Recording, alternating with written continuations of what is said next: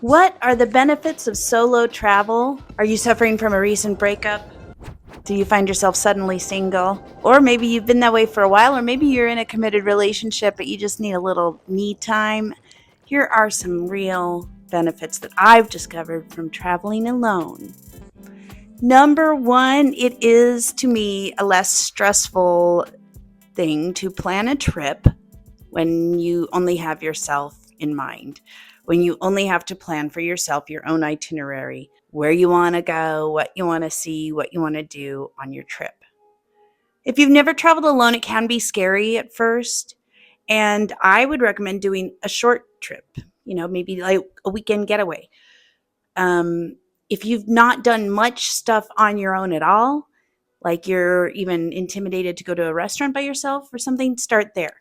Start there and get adventuresome and just take steps. But I tell you, the minute you get on a plane or get in that car or on a train and you realize you're setting off to your destination, I have a feeling you're going to feel really good. You're going to feel really free and you're going to feel really independent and you're going to feel younger. You're going to feel a sense of adventure. I wanted to pop in real quick and share my other suggestion for if you're kind of scared to go it on your own at first. I started out with a day trip on my own, and then actually I did some road trips on my own. I ventured out from there. But my very first time traveling to another country by myself, I actually went to the country with the purpose of joining this like inclusive tour experience, musical experience thing in the country.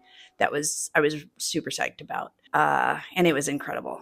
But I made sure that I had 2 days before everybody else was going to arrive on the tour, so that I could, be on my own for a couple of days and explore on my own. And I met some really lovely ladies from Jamaica that way, and we're still in touch. Of course, then when the tour started and everybody arrived for the tour, I made a lot of friends there too from all over the world, and I'm still in touch with them. So that's a good way to kind of get your feet wet. It's almost like having training wheels on your bicycle.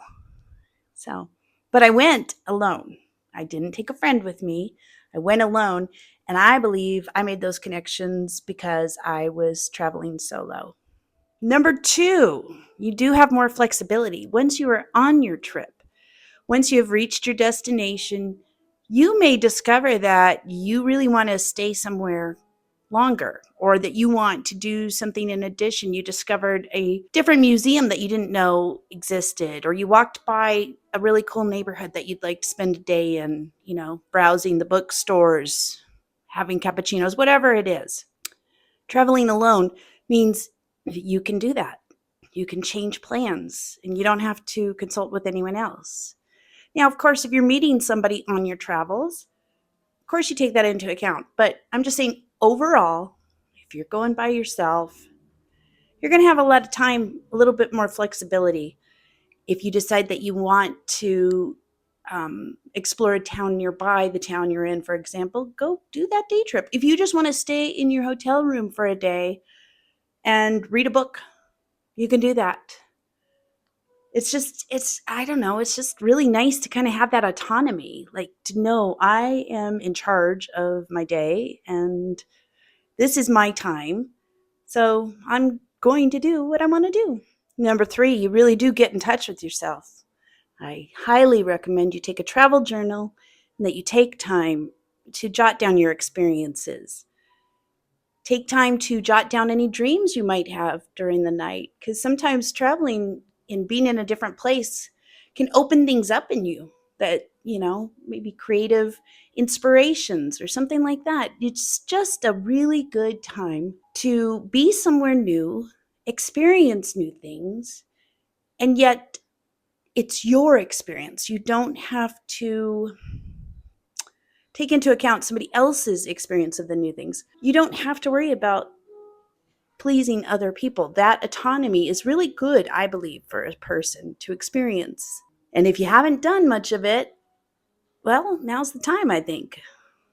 Traveling really does, I think, open you up, make you realize there's a whole big world out there. And we're just a little tiny part of it. Wherever we live, whatever our surroundings are, is one way of living.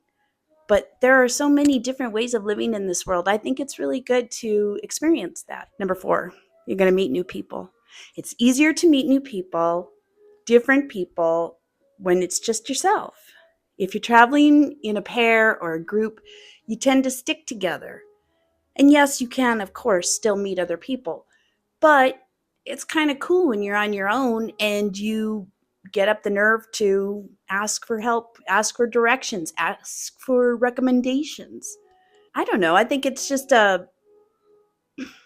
traveling alone makes you kind of have to get out of your comfort zone, which is really good for a person.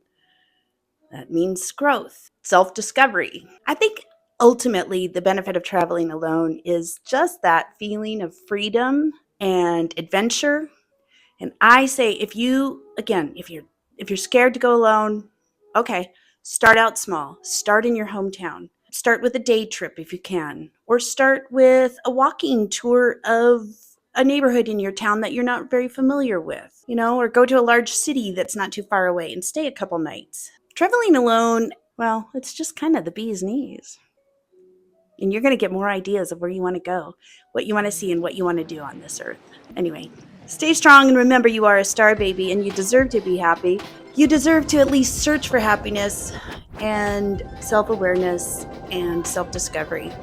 So why not get out there and do it? Ciao for now.